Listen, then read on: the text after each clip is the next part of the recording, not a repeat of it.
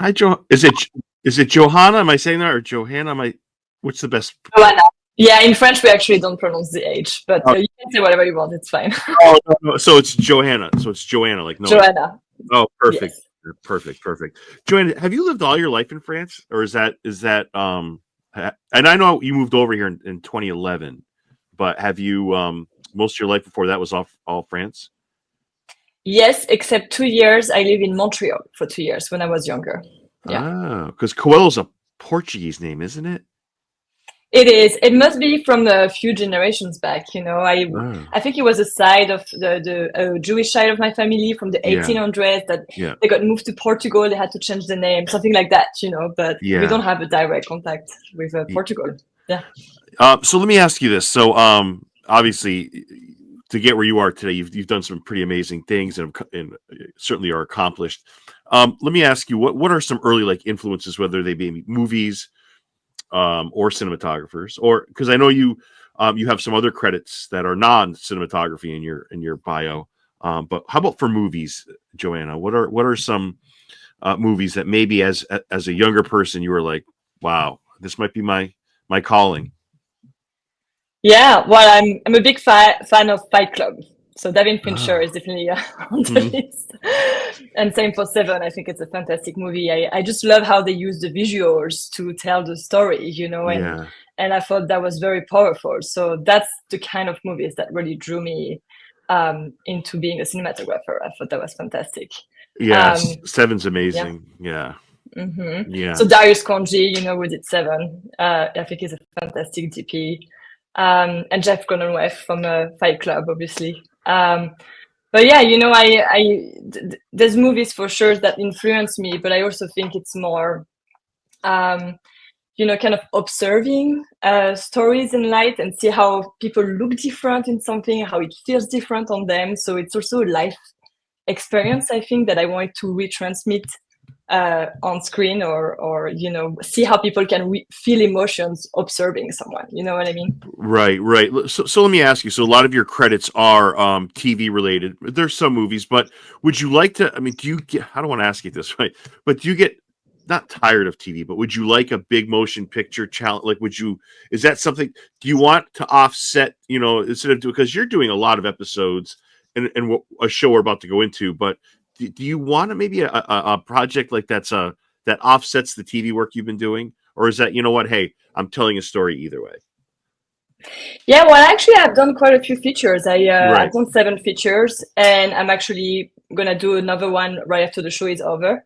Oh, good. So I love doing feature films because I think because of the difference of the format, right? So you're doing something in a smaller amount of time, but you're focusing on like that one story that you have to tell in an hour and a half or whatever it is, right? Right.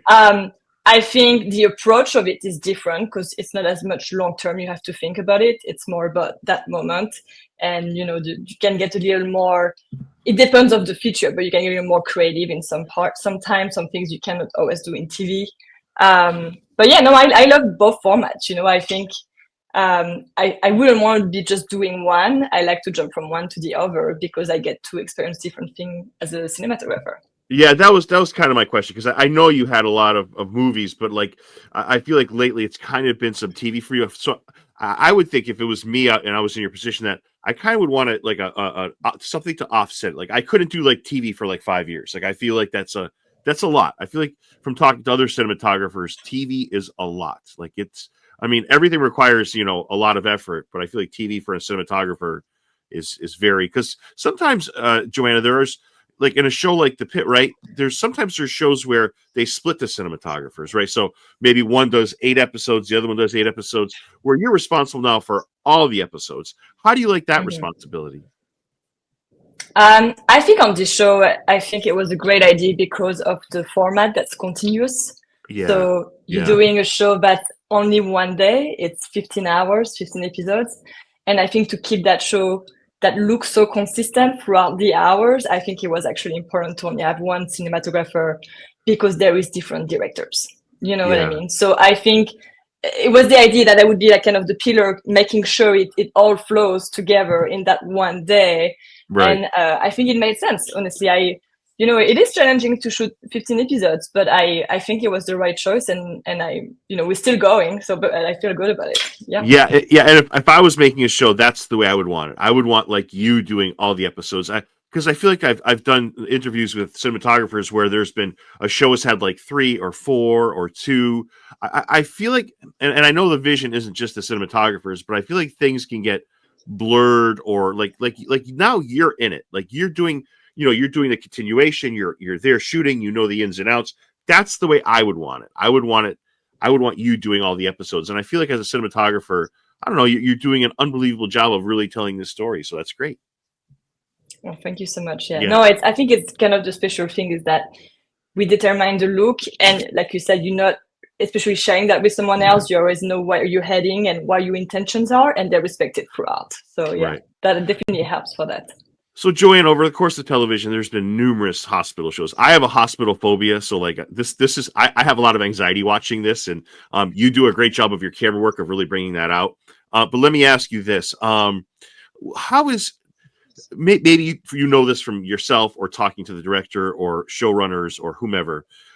What makes the Pitt different, right? Because I was reading some IMDb reviews, and there was first responders and medical professionals saying, "Oh my God, they nailed it with the accuracy. This is exactly what I go through every day."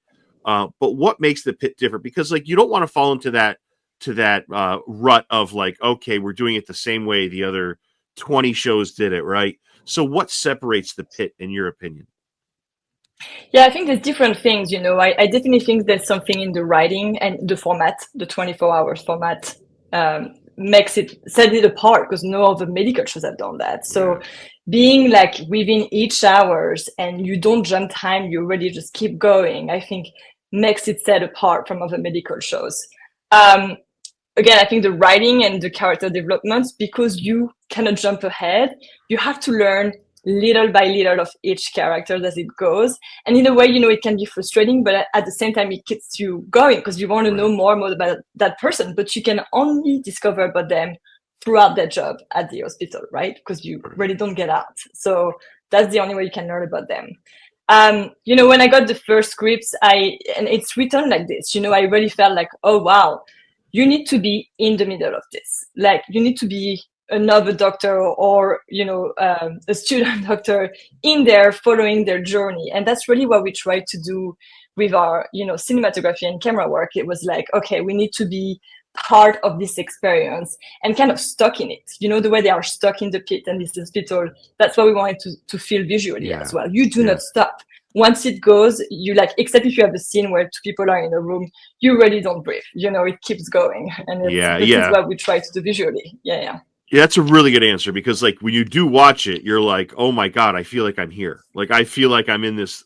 So let me ask you, and I don't know the terminology, so please help me with this. You kind of referenced it a second ago. You said we want the viewer to feel like they're there, and I do. A lot of it has to do with the camera work. What is the correct word? It feels very much like I'm there. Like it's not like I feel like the camera kind of moves a little bit. Like I feel like it's a very hectic type show, so I feel like what's the word I'm looking for? Because I feel like it's not the traditional, okay, let's shoot this, because you're really bringing out the feelings of the characters, the medical professionals. You're showing the viewer exactly the chaos that goes on in an ER, right? What's the term I'm looking for the way you shoot this? Yeah, well, definitely there's an influence of documentary in this. Yes, so we wanted it to feel like a documentary, but it's a narrative. The idea is like, hey, you get thrown in this ER room and you gotta capture what's happening and, you know, follow these characters around. So we all handheld, but we're using also a rig that's called the ZG rig for very like long shots or like shots that are moving faster or backwards. Like it's a rig that still looks handheld, but is actually a little more, you know, manageable. So it doesn't look too crazy, because I know it's already crazy. So that it stays viewable. And yeah, and we're using a large format camera, the Alexa Mini LF. so we close to our characters, and that was something we physically with the camera. You know, it's not only you in the middle of it, you actually physically close to them.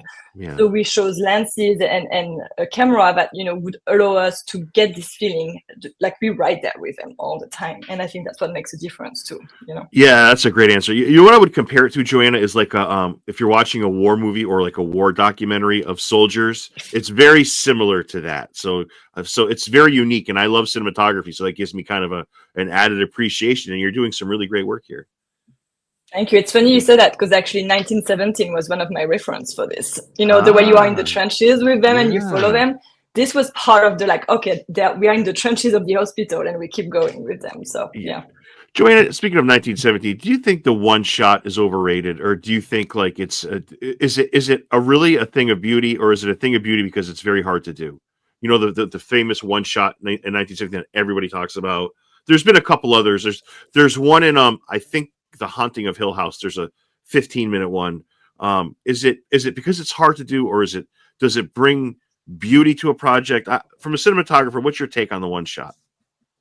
I think a one shot makes sense if it's making sense on the feeling of it and the story. I don't think we should do a one shot just to do one shot, because yeah, they're very cool.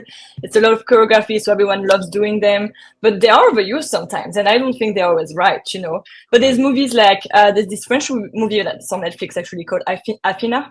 Yes. I don't know if you saw that. Right. And it's a lot of long shots, and this movie feels the way it feels because of these long shots, you know, like it wouldn't feel different. Like they made the right choice for their story, because that makes total sense. And I saw the behind the scenes. It's incredible how they accomplished that.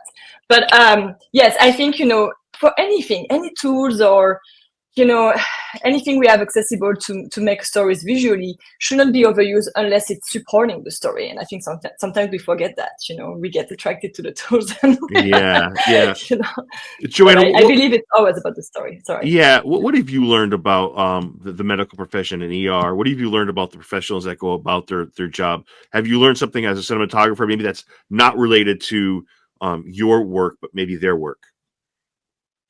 Yeah, you know, well, what I learned is really they stay calm all the time in really crisis situations. And I think it's admirable because they're under stress nonstop, and they just have the checklist of what they need to check. They're staying calm, even if the patient it might not make it, you know. They're always very calm, and they speak very fast, and they understand their own terms, which I'm admiring too. Yeah. I appreciate the pace they're working at and the calm they're staying in. Yeah, I think that's admirable. Boy, does it seem like a tough job to do. Like you said, it's constant stress. Like it's not like a job where you can call in sick because they really need you. So it's just so, and the show, like even the first episode did a lot for me where, yes, they're showing you what's in the ER, but it's, you know, the waiting room, the outside people waiting to see somebody. That's a real point of view in our society today that, you know, to get the care, you have to wait. And you're talking hours there too, Joanna. Yeah, no, that's a real problem in the system. You know, there's just not enough support and funding for all this hospital. Yeah, and you know what else I like that I feel like I haven't seen in another hospital show is the lighting. I feel like the lighting's unique. It's actually very wide balance, and what we wanted was, you know, when you walk in a hospital, I hope you didn't have the chance to, but if you go into like, you know, the back after the waiting room in the back stera, you have this bright lights and it all looks white, and it's actually really overwhelming. And that's really what we wanted to transmit. The set, you know, was when they created the set, and the production designer Nina Roscoe, she's amazing. They really like based the set on real hospitals. Like they wanted it to feel the same way. And then the lighting, we really wanted to be like white walls with, you know, the truffers lights, and we really created that environment that is overwhelming when you walk in there. It's really bright and it's aggressive, you know. Yeah, but that's great combined with the style of like that document. It works perfect. So that balance of the style and the lighting, is that like your call? Is that like a team effort, collaborative call? How does that work, Joanna? No, that was definitely a team effort. When I came in, you know, even in my interview process, I was already told, you know, they wanted like a documentary feeling. That was already part of that. They were not sure yet how to approach it fully, but that was something they wanted. And then the white walls and all of that on the hospital was already part of the deal as well, Right. Right. It's always scary as a cinematographer when you come in, like, so it's going to be full of white walls. We want 360 shots. But Yes. how are we going to light it? But I love the challenge. I thought they were right, like it's exactly what the show needed. And I feel lucky and grateful that I had to be creative to understand how to make it work. And I think we were not sure if it was going to work, and it did. And, we're very lucky for that. Yeah. But that's why the show has like an 8.4 on IMDb, because people, I think it's those little things you're talking about you're not reinventing it, but you're adding a lot of realness to it. And I think people relate to that. Medical professionals or people that have just gone to the ER for some stitches, which is so awesome to see. Great cast, but Noah Wiley in particular, boy, is he fun to watch, Joanna, isn't he? He's amazing. Yeah. Yeah. What a great actor, and what a great person too. Yeah, he very much seems like it. What is around the corner for you? The Pitt is going well. You're doing wonderful in this. What are other projects you have? If you want to throw out some social media stuff, we would love to hear it. Yeah, I mean, just for now, right after this show ends, I'm gonna go to France actually to do a feature film there near Bordeaux. Nice. So that would be excited, shooting for about 5 weeks in March, April. And then after that, we'll see. We don't know yet what's happening with the Pit, so it's up in the air. Yeah, But yeah, it's a really really great show, and I can't emphasize enough. It's nice to have this like show that is different. Like I like that. Like I feel like we're in a streaming world where everything is just the same as the next thing. The Pit's different, and I like that. Different is good here. thank you. Yeah, Joanna, it was so great talking to you. Thank you for this time, and I hope you have a wonderful evening. Thank you so much. It Yeah. was a pleasure.